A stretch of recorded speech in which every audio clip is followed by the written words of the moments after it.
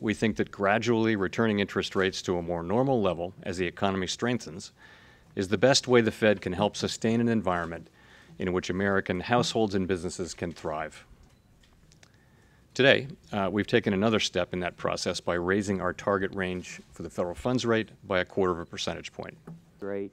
You changed the dot plot to move from 3 to 4 for this year. What you should see is that the economy is continuing to make progress. The economy has strengthened so much since I joined the Fed in 2012, and even over the last couple of years. The economy is in a very different place. Unemployment was 10% at the height of the crisis. It's 3.8% now and moving lower. So really the decision you see today is another sign that the U.S. economy is in great shape. Growth is strong, labor markets are strong, inflation is close to target, and that's what you're seeing. Funds rate is our primary means of adjusting the stance of monetary policy. Many years we had interest rates held low to support economic activity, and it's been clear that as we've gotten closer to our statutory goals, we should normalize policy, and that's really what we've been consistently doing for some years now.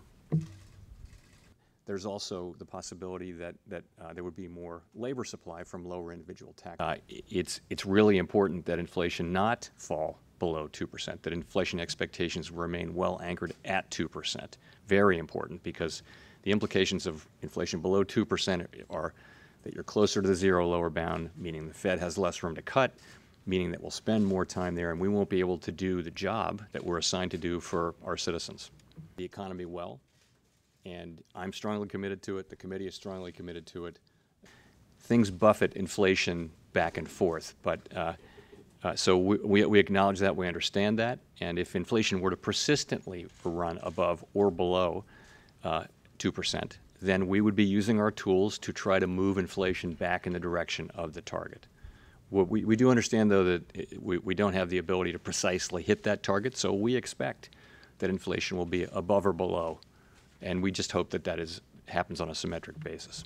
As I mentioned, many years we had interest rates held low to support. So I think overall we have a really solid economy on our hands here, and so what we're doing is we are trying to conduct monetary policy in a way that will sustain that expansion, keep the labor market strong, and keep inflation right at 2%.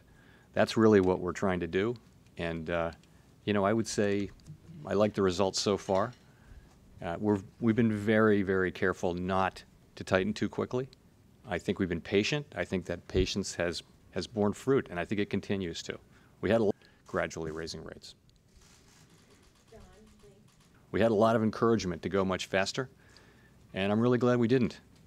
But at this time, continuing on that gradual pace